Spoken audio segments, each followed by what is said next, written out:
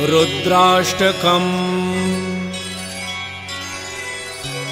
नमामीशमीशान निर्वाणरूपं विभुं व्यापकं ब्रह्मवेदस्वरूपं निजं निर्गुणं निर्विकल्पं निरीहं चिदाकाशमाकाशवासं भजेऽहं निराकारमोङ्कारमूलं तुरीयं गिराज्ञानकोटीतमीशं गिरीशं करालं महाकालकालं कृपालं गुणागार संसारपारं नतोऽहं तुषाराद्रिसङ्काशगौरं गभीरं मनोभूतकोटिप्रभा श्रीशरीरं स्फरन्मौलिकल्लोलिनी चारुगङ्गा लसद्भालबालेन्दुकण्ठे भुजङ्गा चलत्कुण्डलं भ्रूसुनेत्रं विशालं प्रसन्नाननं नीलकण्ठं दयालं मृगाधीशचरमाम्बरं मुण्डमालं प्रियं शङ्करं सर्वनाथं भजामि।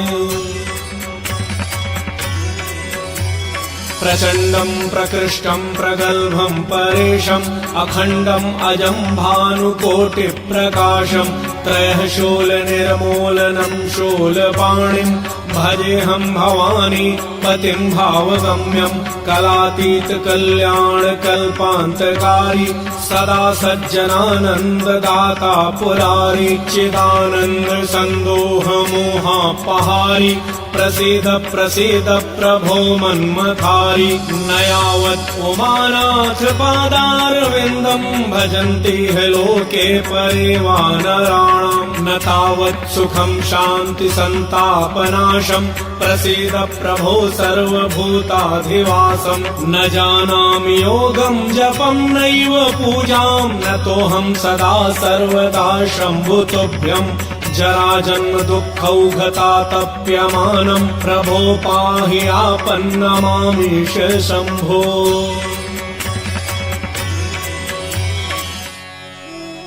रुद्राष्टकमिदं प्रोक्तम्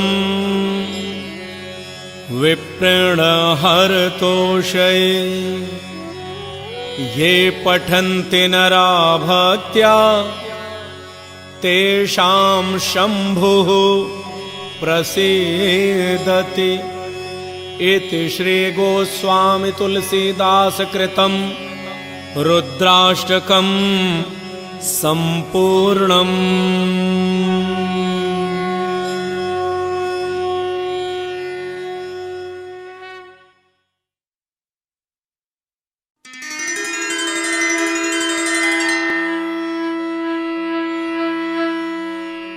लिंगाष्टकम। भक्तजनों, आइए लिंगाष्टकम का पाठ करते हैं। भगवान भोलेनाथ के लिंगाष्टकम का पाठ करने से हमारे जीवन के समस्त कष्ट दूर हो जाते हैं। ओम नमः शिवाय, ओम नमः शिवाय, नमः शिवाय, ओम नमः शिवाय। ब्रह्म मुरारि सुराचित लिंगम निर्मल भासित शोभित लिंगम जन्मज दुख विनाशक लिंगम तत् प्रणमामि सदा शिवलिंगम। ओम नमः शिवाय, ओम नमः शिवाय, नमः शिवाय, ओम नमः शिवाय। देव मुनि प्रवरार्चित लिंगम काम दहन करुणाकर लिंगम रावण दर्प विनाशन लिंगम तत् प्रणमामि सदा शिवलिंगम। ओम नमः शिवाय, ओम नमः शिवाय, नमः शिवाय, ओम नमः शिवाय। सर्वसुगंध सुलेपित लिंगम बुद्धि विवर्धन कारण लिंगम सिद्ध सुरासुर वंदित लिंगम तत् प्रणमामि सदा शिवलिंगम। ओम नमः शिवाय, ओम नमः शिवाय, नमः शिवाय ॐ नमः शिवाय कनक महामणिभूषित लिंगम् फणिपतिवेष्टित शोभित लिंगम् दक्ष सुयज्ञ निनाशन लिंगम् तत् प्रणमामि सदा शिवलिंगम् नमः शिवाय ॐ नमः शिवाय नमः शिवाय ॐ नमः शिवाय कुंकुम चंदन लेपित लिंगम् पंकजहार सुशोभित लिंगम् संचित पाप विनाशन लिंगम् तत् प्रणमामि सदा शिवलिंगम् नमः शिवाय ॐ नमः शिवाय नमः शिवाय ॐ नमः शिवाय देवगणार्चित सेवित लिंगम् भावैर्भक्तिभिरेव च लिंगम् दिनकर कोटि प्रभाकर लिंगम् तत् प्रणमामि सदा शिवलिंगम् नमः शिवाय ॐ नमः शिवाय नमः शिवाय ॐ नमः शिवाय अष्टदलोपरिवेष्टित लिंगम् सर्वसमुद्भवकारण लिंगम् अष्टदरिद्र विनाशन लिंगम् तत् प्रणमामि सदा शिवलिंगम् नमः शिवाय ॐ नमः शिवाय नमः शिवाय ॐ नमः शिवाय सुरगुरु सुरवर पूजित लिंगम् सुरवन पुष्प सदार्चित लिंगम् परात्परं परमात्मक लिंगम् तत् प्रणमामि सदा शिवलिंगम् नमः शिवाय ॐ नमः शिवाय नमः शिवाय ॐ नमः शिवाय लिंगाष्टकमिदं पुण्यम् यः पठेत् शिवसन्निधौ शिवलोकं वाप्नोति शिवेन सह मोदते ॐ नमः शिवाय ॐ नमः शिवाय नमः शिवाय ॐ नमः शिवाय नमः शिवाय ॐ नमः शिवाय नमः शिवाय ॐ नमः शिवाय इति लिंगाष्टकम् सम्पूर्णम्।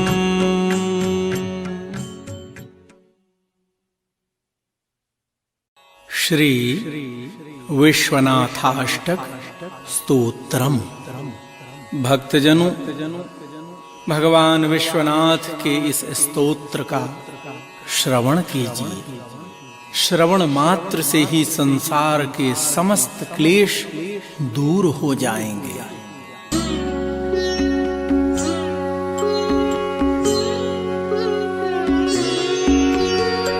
आदिशंभु स्वरूप मुनिवर चंद्रशीष जटाधरम मुंडमाल विशाल लोचन वाहनम वृषभध्वजम नागचंद्र त्रिशूल डमरू भस्म अंग विभूषणम श्रीनीलकंठ हिमाद्रि जलधर विश्वनाथ विश्वेश्वरम श्रीनीलकंठ हिमाद्रि जलधर विश्वनाथ विश्वेश्वरम गंग संग उमांग वामे कामदेव सुसेवितम नाद बिंदु जयोग साधन पंचवक्त्र त्रिलोचनम इंदु बिंदु विराज शशिधर शङ्करं सुरवन्दितं श्रीनीलकण्ठ हिमाद्रिजलधर विश्वनाथ विश्वेश्वरं श्रीनीलकण्ठ हिमाद्रिजलधर विश्वनाथ विश्वेश्वरम् ज्योतिलिंग स्फुलिंग फणिमणि दिव्य सेव सुसेवितं मालती सुरपुष्पमाला कंज धूप निवेदितम् अनल कुंभ सुकुंभ झलकत कलश कंचन शोभितं श्रीनीलकण्ठ हिमाद्रि जलधर विश्वनाथ विश्वेश्वरं श्रीनीलकण्ठ हिमाद्रि जलधर विश्वनाथ विश्वेश्वरम् मुकुट क्रीट सुकनक कुंडल रंजितं मुनिमंडितं हार मुक्ता कनक सूत्रित सुंदरं सुविशेषितं गंधमादन शैल आसान दिव्य ज्योति प्रकाशनं श्रीनीलकण्ठ हिमाद्रि जलधर विश्वनाथ विश्वेश्वरं श्रीनीलकण्ठ हिमाद्रि जलधर विश्वनाथ विश्वेश्वरम् मेघडंबर छत्र धारण चरण कमल विलासितं पुष्परथ पर मदन मूर्ति गौरी संग सदाशिवं क्षेत्रपाल कपाल भैरव कुसुम नवग्रह भूषितं श्रीनीलकण्ठ हिमाद्रि जलधर विश्वनाथ विश्वेश्वरं श्रीनीलकण्ठ हिमाद्रि जलधर विश्वनाथ विश्वेश्वरम् त्रिपुर दैत्य विनाशकारक शंकरं फलदायकं रावणात्तश कमलमस्तक पूजितं वरदायकं कोटिमन्मथ मथन विषधर हारभूषण भूषितं श्रीनीलकण्ठ हिमाद्रि जलधर विश्वनाथ विश्वेश्वरं श्रीनीलकण्ठ हिमाद्रि जलधर विश्वनाथ विश्वेश्वरम् मथित जलधिज शेष विगलित कालकूट विशोषणम्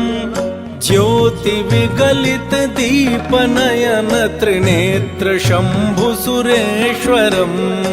महादेव सुदेव सुरपति सेव्य देव विश्वम्भरं श्रीनीलकण्ठ हिमाद्रि जलधर विश्वनाथ विश्वेश्वरं श्रीनीलकण्ठ हिमाद्रि जलधर विश्वनाथ विश्वेश्वरम् रुद्ररूप भयंकरं कृत भूरिपान हलाहलम् गगन वेधित विश्वमूल त्रिशूल करधर शंकरं काम कुंजर मान मर्दन महाकाल विश्वेश्वरं श्रीनीलकण्ठ हिमाद्रि जलधर विश्वनाथ विश्वेश्वरं श्रीनीलकण्ठ हिमाद्रि जलधर विश्वनाथ विश्वेश्वरम् ऋतु वसंत विलास चहु दिशि दीप्यते फलदायकम् दिव्य काशिक धाम वासी मनुज मंगलदायकम् अंबिका तट वैद्यनाथं शैलशिखर महेश्वरं श्रीनीलकण्ठ हिमाद्रि जलधर विश्वनाथ विश्वेश्वरं श्रीनीलकण्ठ हिमाद्रि जलधर विश्वनाथ विश्वेश्वरम् शिवस्तोत्र प्रतिदिन ध्यान धर आनंदमय प्रतिपादितं धन धान्य संपत्ति गृह विलासित विश्वनाथ प्रसादजं हर धाम चिरगण संग शोभित भक्तवर प्रिय मंडितम आनंद वन आनंद छवि आनंद कंद विभूषितम श्रीनीलकंठ हिमाद्रि जलधर विश्वनाथ विश्वेश्वरम श्रीनीलकंठ हिमाद्रि जलधर विश्वनाथ विश्वेश्वरम श्रीनीलकंठ हिमाद्रि जलधर विश्वनाथ विश्वेश्वरम् आनंदवन आनंद छवि आनंद कंद विभूषितम। हे महादेव, आनंद वन में विचरण करने वाले,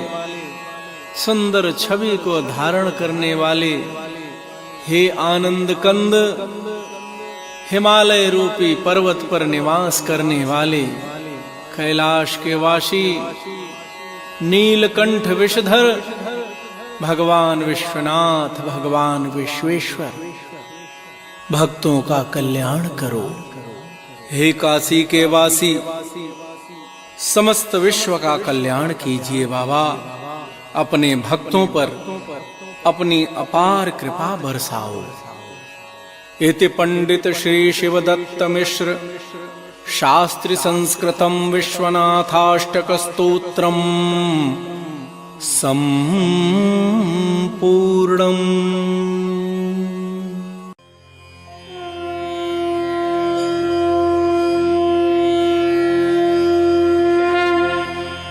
श्री शिव सहस्रनाम स्तोत्रम्। अस्य श्री शिव सहस्रनाम स्तोत्र मंत्रस्य नारायण ऋषिः श्री शिवो देवता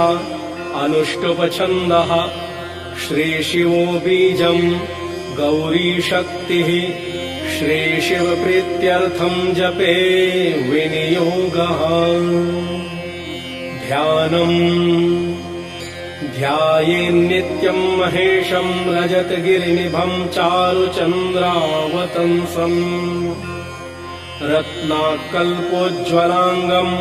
परशुमृगवराभीतिहस्तं प्रसन्नम् पद्मासीनं समन्तात् स्तुतममरगणैर्व्याघ्रकृत्तिं वसानम्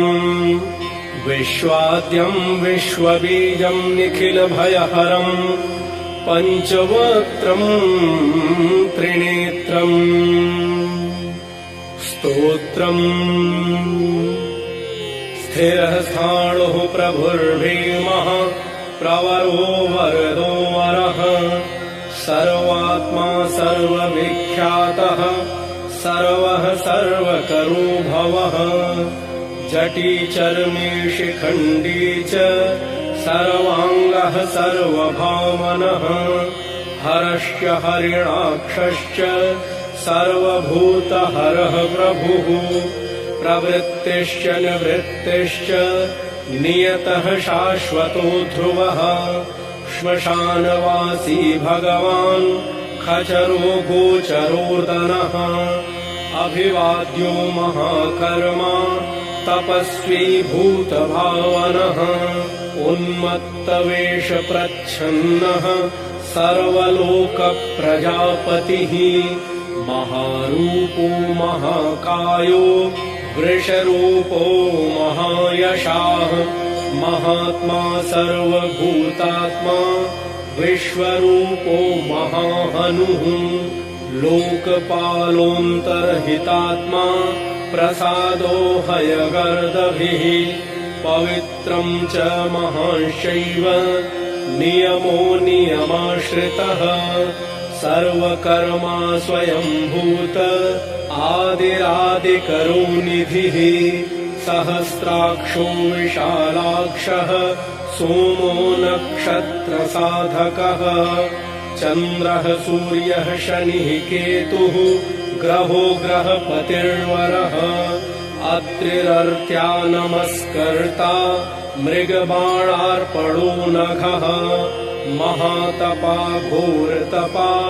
अदीनो दीनसाधकः संवत्सरकरो मन्त्रः प्रमाणं परमं तपः योगी योज्यो महाबीजो महारेता महाबलः सुवर्णरेता सर्वज्ञः सुबीजो बीजवाहनः दशबाहुस्त्वनिमिषो नीलकण्ठ उमापतिः विश्वरूपः स्वयं श्रेष्ठो बलवीरो बलुगणः गणकर्ता गणपतिः दिग्वासाः काम एव च मन्त्रवित् परमो मन्त्रः सर्वभावकरो हरः कमण्डलुधरो धन्वी बाणहस्तः कपालवान् अशनीशतघ्नी खड्गी पट्टिशे चायुधे महान् स्रुवहस्तः सुरूपश्च तेजस्तेजस्करुनिधिः उष्णेशी च सुवक्त्रश्च उदग्रो विनतस्तथा दीर्घश्च हरिकेशश्च सुतीर्थः कृष्ण एव च शृगालरूपः सिद्धार्थो मुण्डः सर्वशुभङ्करः अजश्च बहुरूपश्च गन्धधारी कपर्द्यति ऊर्ध्वरेता ऊर्ध्वलिङ्ग ऊर्ध्वशायी नभः स्थलः त्रिजटी चीरवासाश्च रुद्रः सेनापतिर्विभुः अहश्चरो नक्तञ्च रस्तिग्ममन्युः सुवर्चसः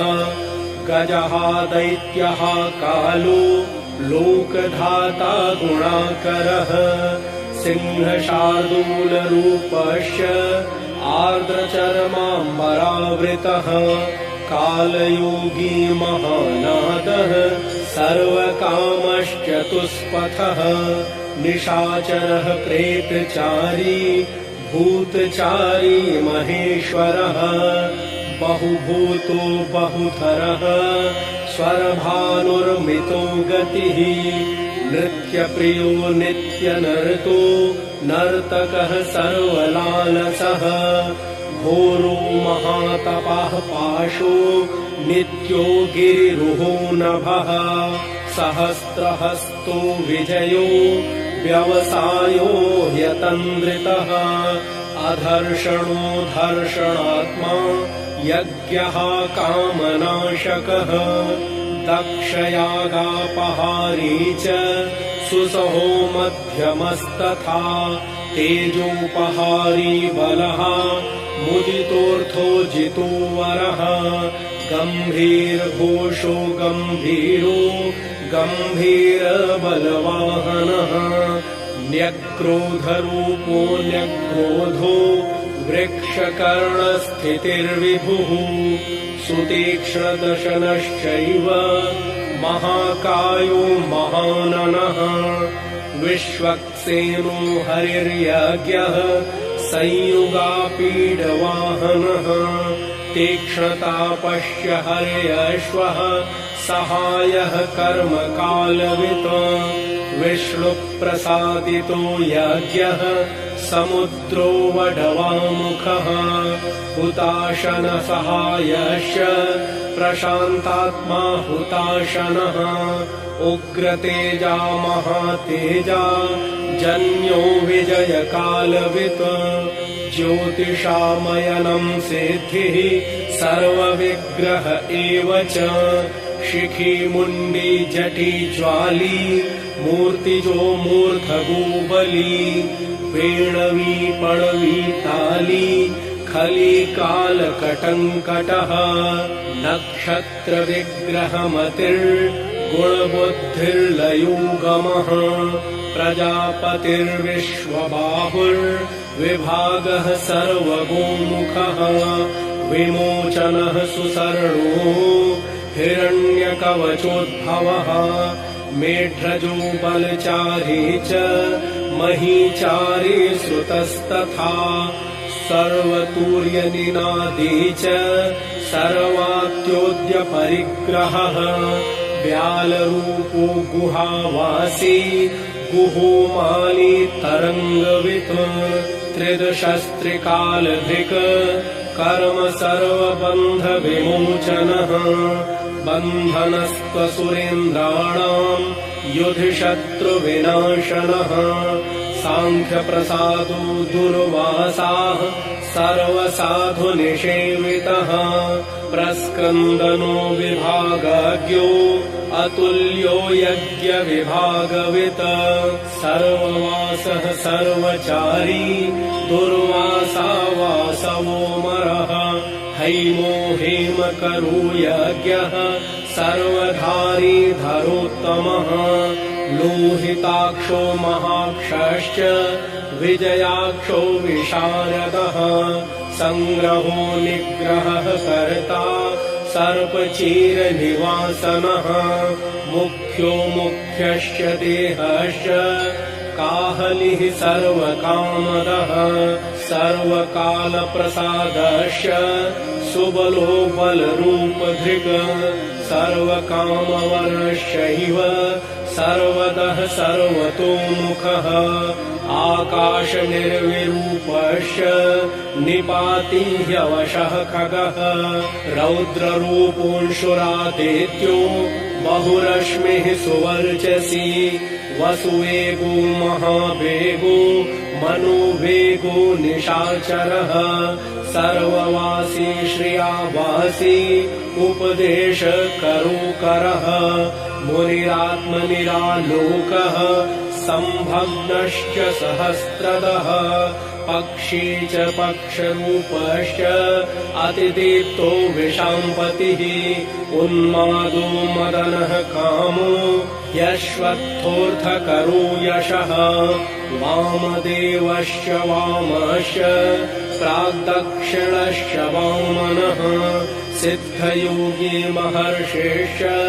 सिद्धार्थः सिद्धसाधकः भिक्षुश्च भिक्षुरूपश्च विपणो मृदुरव्ययः महासेनो विशाखश्च षष्टिभागो गवाम्पतिः वज्रहस्तश्च विष्कम्भी चमुस्तम्भन एव च वृत्तावृत्तकरस्थालो मधुर्मधुकलोचनः वाचस्पत्यो वाजसनो नित्यमाश्रमपूजितः ब्रह्मचारी लोकचारी सर्वचारी विचारवित् ईशान ईश्वरः कालो निशाचरी पिनाकवान् निमित्तस्थो निमित्तं च नन्दिर्नन्दिकरो हरिः नन्दीश्वरश्च नन्दी च नन्दनो नन्दिवर्धनः भगहारी निहन्ता च कालो ब्रह्म पितामहः चतुर्मुखो महालिङ्गश्चारुलिङ्गस्तथैव च लिङ्गाध्यक्षः सुराध्यक्षो योगाध्यक्षो युगावहः बीजाध्यक्षो बीजकर्ता अध्यात्मानुगतो बलः इतिहासः सकल्पश्च गौतमोऽथ निशाकरः दम्भो ह्यदम्भो वैदम्भो वश्यो वशकरः कलिः लोककर्ता पशुपतिः महाकर्ता ह्यनौषधः अक्षरं परमं ब्रह्म बलवच्छक्र एव च नीतिर्ह्यनीतिः शुद्धात्मा शुद्धो मान्यो गतागतः बहुप्रसादः स्वस्वप्नो दर्पणोऽथ त्वमित्रजित वेदकारो मन्त्रकारो विद्वान् समरमर्दनः महामेघनिवासी च महाघोरो वशीकरः अग्निज्वालो महाज्वालो अतिधूम्रो हुतो हविः वृषणः शङ्करो नेत्यम् वर्चस्वी धूमकेतनः नीलस्तथाङ्गलुब्धश्च शोभनो निरवग्रहः स्वस्तिदः स्वस्तिभावश्च भागी भागकरो लघुः उत्सङ्गश्च महाङ्गश्च महागर्भपरायणः कृष्णवर्णः सुवर्णश्च इन्द्रियम् सर्वदेहिनाम् महापादो महाहस्तो महाकायो महायशाः महामूर्धा महामात्रो महानेत्रो निशालयः महान्तको महाकर्णो महोष्ठश्च महाहनुः महानाशो महाकम्बुः महाग्रीवः श्मशानभाग् महावक्षा महोरस्को यन्तरात्मा मृगालयः लम्बनो लम्बितोष्ठश्च महामायः पयोनिधिः महादन्तो महादंष्ट्रो महाजिह्वो महामुखः महानको महारोमा महाकोशो महाजटः प्रसन्नश्च प्रसादश्च प्रत्ययो गिरिसाधनः स्नेहनो स्नेहनश्चैव अजितश्च महामुनिः वृक्षाकारो वृक्षकेतुः अनलो वायुवाहनः कण्डली मेरुधामा च देवाधिपतिरेव च अथर्वशीर्षः सामास्य ऋक्सहस्रामिते क्षणः यजुःपादभुजो गुह्यः प्रकाशो जङ्गमस्तथा अमोघार्थः प्रसादश्च अभिगम्यः सुदर्शनः उपकारः प्रियः सर्वः कनकः काञ्चनच्छविः नाभिर्नन्दिकरो भावः पुष्करस्थपतिः स्थिरः द्वादशस्त्रासनश्चाद्यो यज्ञो यज्ञसमाहितः नक्तम् कलिश्च कालश्च मकरः कालपूजितः सगणो गणकारश्च भूतवाहनसारथिः भस्मशयो भस्मगोप्ता भस्मभूतस्तरुर्गणः लोकपालस्तथा लोको महात्मा सर्वपूजितः शुक्लस्त्रिशुक्लः सम्पन्नः शुचिर्भूतनिषेवितः आश्रमस्थः क्रियावस्थो विश्वकर्ममतिर्वरः विशालशाखस्ताम्रोष्ठो जम्बुजालः सुनिश्चलः कपिलः कपिशः शुक्ल आयुश्चैव परोपरः गन्धर्वो ह्यदितिस्तार्क्ष्यः सुविज्ञेयः सुशारदः परश्वधायुधो देवो अनुकारी सुबान्धवः तुम्बवीणो महाक्रोध ऊर्ध्वरेता जलीषयः उग्रो वंशकरो वंशो वंशनादो ह्यनिन्दितः सर्वाङ्गरूपो मायावी सुहृदो ह्यनिलोनलः बन्धनो बन्धकर्ता च सुबन्धन विमोचनः सयज्ञारिः सकामारिः महादंष्ट्रो महायुधः बहुधा निन्दितः शर्वः शङ्करः शङ्करोधनः अमरेषु महादेवो विश्वदेवः सुरारिः अहिर्बुन्ध्यो नीलाभश्च चेकितानो हविस्तथा अजैकपाच्चकापाली त्रिशङ्कुरजितः शिवः धन्वन्तरिः धूमकेतुः स्कन्दो वैश्रवणस्तथा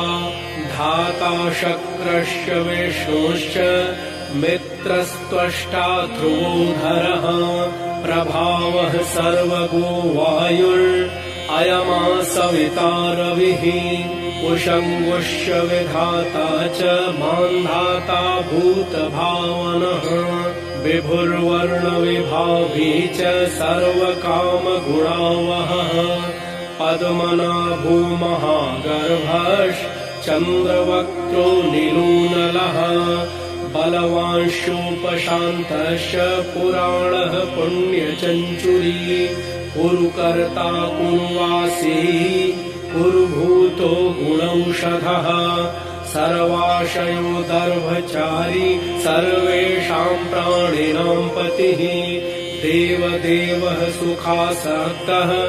सदसत्सर्वरत्नवित् कैलासगिरिवासी च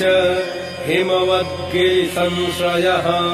कूलहारी कूलकर्ता बहुविद्यो बहुप्रदः वणिजो वर्धके वृक्षो बकुलश्चन्दनश्छदः सारग्रीवो महाजत्रुः लोलश्च महौषधः सिद्धार्थकारी सिद्धार्थः छन्दो व्याकरणोत्तरः सिंहनाथः सिंहदंष्ट्रः सिंहगः सिंहवाहनः प्रभावात्मा जगत्कालस्थालो लोकहितस्तरुः सारंगो नवचक्रांगः केतुमाली सभावनः भूतालयो भूतपतिः होरात्रमनिन्दितः वाहिता सर्वभूतानां निलयश्च विभुर्भवः अमोघः संयतो ह्यश्वो भोजनः प्राणधारणः धृतिमान् मतिमान् दक्षः सत्कृस्तश्च युगाधिपः गोपालिर्गोपतिर्ग्रामो गोचरमवसनो हरिः हिरण्यबाहुश्च तथा गुहापालः प्रवेशिनाम् प्रकृष्टारिः महाहर्षो जितकामो जितेन्द्रियः गान्धारश्च सुवासश्च तपः सक्तो रतिर्नरः महागीतो महानृत्यो ह्यपसरो गणसेवितः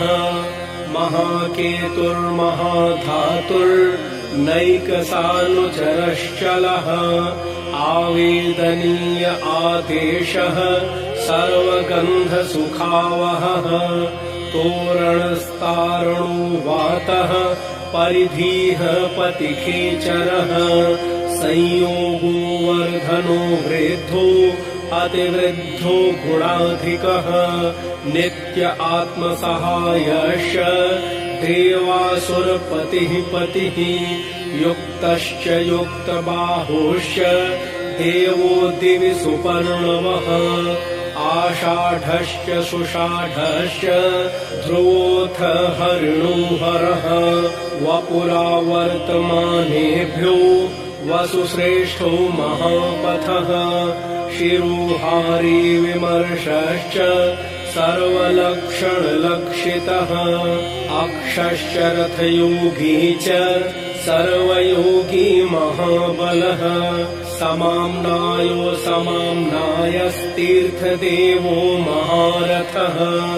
निर्जीवो जीवनो मन्त्रः शुभाक्षो बहुकर्कशः रत्नप्रभूतो रत्नाङ्गो महार्णवनिपानवित् मूलम् विशालो ह्यमृतो व्यक्ताव्यक्तस्तपोनिधिः आरोहणोऽधिरोहश्च शीलधारी महायशाः सेनाकल्पो महाकल्पो योगो युगकरो हरिः युगरूपो महारूपो महानागहनोऽधः न्यायनिर्वपणः पादः पण्डितो ह्यचलूपमः बहुमालो महामालः शशिहरसुलोचनः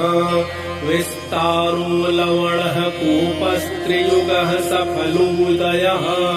त्रिलोचनो विषण्णाङ्गो मणिविद्धो जटाधरः बिन्दुविसर्गः सुमुखः शरः सर्वायुधः सहः निवेदनः सुखाजातः सुगन्धारो महाधनुः गन्धपाली च भगवान् उत्थानः सर्वकर्मणाम् मन्थानो बहुलो वायुः सकलः सर्वलोचनः तलस्तालः करस्थाली ऊर्ध्वसंहननु महान् छत्रम् सुछत्रो विख्यातो लोकः सर्वाश्रयः क्रमः मुण्डो विरूपो विकृतो दण्डी कुण्डी विकुर्वणः हर्यक्षः ककुभो वज्री शतजिह्वः सहस्रपात् सहस्रमूर्धा देवेन्द्रः सर्वदेवमयो गुरुः सहस्रबाहुः सर्वाङ्गः शरण्यः सर्वलोककृत पवित्रम् त्रिककुन्मन्त्रः कनिष्ठः कृष्णपिङ्गलः ब्रह्मदण्डविनिर्माता शतघ्नीपाशशक्तिमान् पद्मगर्भो महागर्भो ब्रह्मगर्भो जलोद्भवः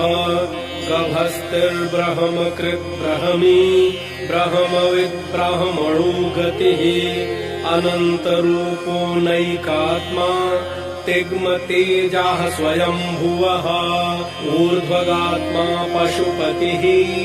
वातरङ्घा मनोजवः चन्दनी पद्मनालाग्रः सुरभ्युत्तरणो नरः कर्णिकार महास्रग्वी नीलमौलिः पिनाकधृक् उमापतिः उमाकान्तो जाह्नवी धृदुमाधवः वरो वराहो वरदो वरेण्यः सुमहास्वनः महाप्रसादो दमनः